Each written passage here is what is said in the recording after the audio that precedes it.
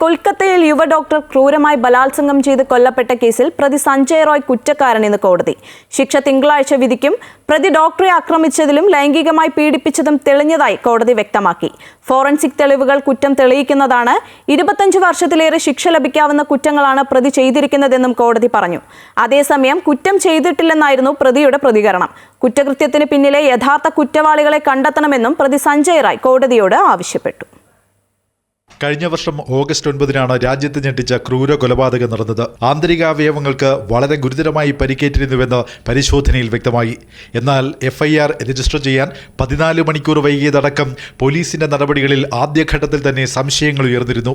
ആശുപത്രിയിലെ സുരക്ഷാ ജീവനക്കാരനായിരുന്ന സഞ്ജയ് റോയ് പിറ്റേന്ന് തന്നെ കേസിൽ അറസ്റ്റിലായി.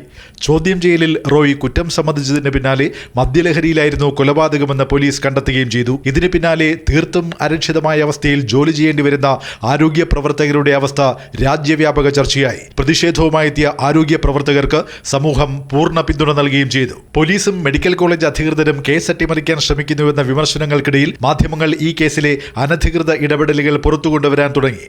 ആർജിക്കർ മെഡിക്കൽ കോളേജ് പ്രിൻസിപ്പലായിരുന്ന സന്ദീപ് ഘോഷിന്റെ രാഷ്ട്രീയ ബന്ധങ്ങളും സജീവ ചർച്ചയായി.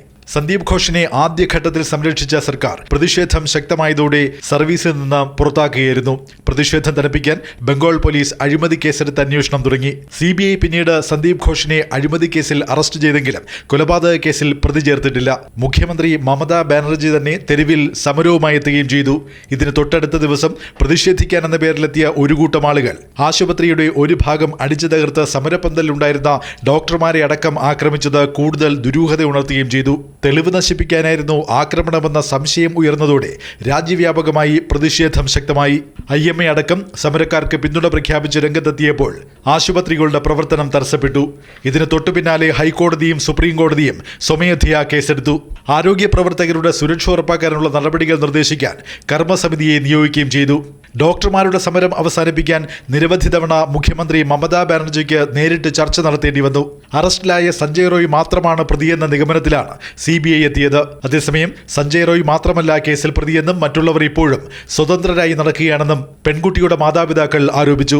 മകൾക്ക് നീതി കിട്ടും വരെ പോരാട്ടം തുടരുമെന്ന് വ്യക്തമാക്കിയ മാതാപിതാക്കൾ തുടരന്വേഷണത്തിനായി സുപ്രീം കോടതിയെ സമീപിച്ചിരിക്കുന്നതിനിടയിലാണ് വിചാരണ കോടതി വിധി പറയുക. News desk, Amrita TV.